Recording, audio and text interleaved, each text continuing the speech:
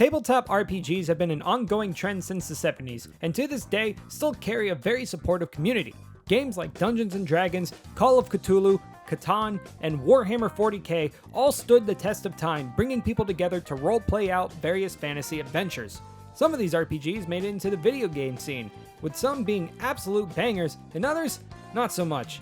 Today's selection from the indie shelf is Boltgun, a boomer shooter that takes place in the complicated and disturbing universe of Warhammer 40K, developed by Rock Digital. Before we begin, I'm not too knowledgeable about the 40K universe. The most I understood after hours and hours of listening to my friends talk about it is that the Imperium of Man basically steals the show, and they all worship some dead guy that's soul bound to a chair. Literally anything beneficial towards mankind is heresy, there's a race of space clowns, and the orcs go wog. So why would I be interested in picking up a 40K game? Well, 40K to me is like talking to a car guy. They say all these things about the thing that I don't fully understand, and probably never will, but the thing they're talking about seems pretty cool, and does cool stuff, so I respect it. Plus, I love boomer shooters. They're one of my favorite genres of games, right next to roguelikes, so Boltgun seemed like a fun time. So, how is it? It's not too bad. Let me explain. Let's get the most important aspect of any boomer shooter out of the way, the guns. Do they feel good to use, and does every weapon feel like a worthwhile addition to the 8-weapon arsenal? Yes, Rock Digital nailed every single gun and their functionality. All feel amazing to use, have impressive sound design, and can be used strategically in most fights. Your starting weapon, the Boltgun, is essentially the Swiss Army knife of your arsenal. It works well, and never feels like the worst choice, no matter what battle you are in. The rest of the weapons feel more situational. Not to say there's spots where they feel useless, it's just there's always a better option depending on what type of enemies you are fighting. The best description I can think of starts with the shotgun, and it's a good shotgun, a solid piece of weaponry, which is relieving because I hear if your shotgun sucks in your boomer shooter, Doom Guy breaks into your house and kicks in your teeth.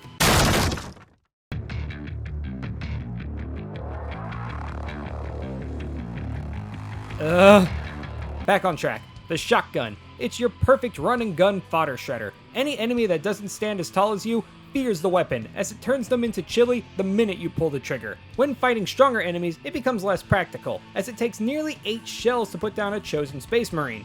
That's where other weapons like the grenade launcher and plasma rifle come into play. They have a slower rate of fire, but deal way more damage and can put bigger enemies down faster. The plasma rifle is good for taking on single targets, but say they got some grunts next to them. Well, then I'd swap to the grenade launcher for that added splash damage. What I'm trying to say is, every weapon can be used in any situation, but you will always have the option of a better alternative. But then there's my favorite weapon, the spark that made me want to make this review, the Heavy Bolter. This gun kicks the utmost amount of ass. It sounds good, it feels weighty in the right way, and it tears apart every enemy the game throws at you. Sure, you move slower when firing, but it doesn't matter, because by the time you let go of the trigger, your enemies are nowhere to be seen, and gave your battle arena a free paint job because all the walls are colored red. I'm not a Warhammer fanatic, but even this weapon makes me want to scream, "Suck my righteous lead, you filthy heretics!" So the weapons, yeah, they're good, but none of them have an alternate fire, so take that fact how you will. Good or bad, I can see the reasoning behind both arguments. Lastly, this game did something I don't see too often in boomer shooters. Having a melee that doesn't suck. The way you beat your enemies is by locking onto them by holding right click and bashing their head in with a chainsaw sword. This mechanic can also be used in the air, as you go into a slow motion effect to pick your target and then lunge at them, ignoring all forms of physics. The enemies you fight are also spot on to the source material for 40K, and have been modified appropriately to function in boomer shooters. There's a whole compendium of enemies that each function differently, and rather than change them up or eventually cut them out, you encounter more and more as you play the game, and every arena mixes and matches them depending on the setting and difficulty, resulting in multiple combat scenarios. And the way they use 40K characters to align these roles is clever and faithful to the franchise. I do wish there were more bosses though. Most episodes end with a fight against the Lord of Change. There are a few unique ones, like the Unclean One and the Ancient Amble, but even these guys get repeated, just less often as the Lord of Change. All are pretty fun to fight, except when the Lord of Change uses his fire ability that has lingering damage and it instantly ignites right beneath your feet. It's BS, but I guess avoidable if you're smart with your movement.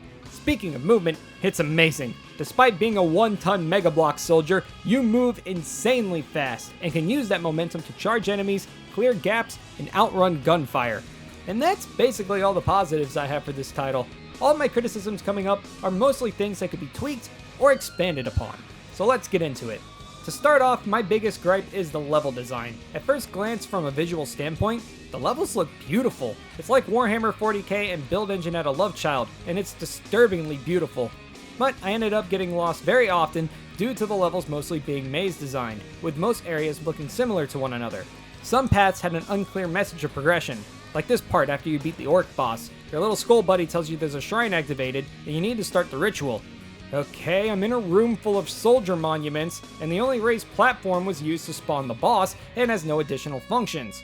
Well, turns out, you had to enter this tiny doorway, walk up these ramps, and use the scaffolding to jump this gap to go to another identical looking area to find a hallway leading to the next battle. This is one example of many. Also, most levels rely off the trend of find 3 keys and open the doors. It works, but this game is way longer than you'd expect, and this style of completing levels gets old fast. Secrets are not that great either. From what I've found, they mostly consist of power-ups.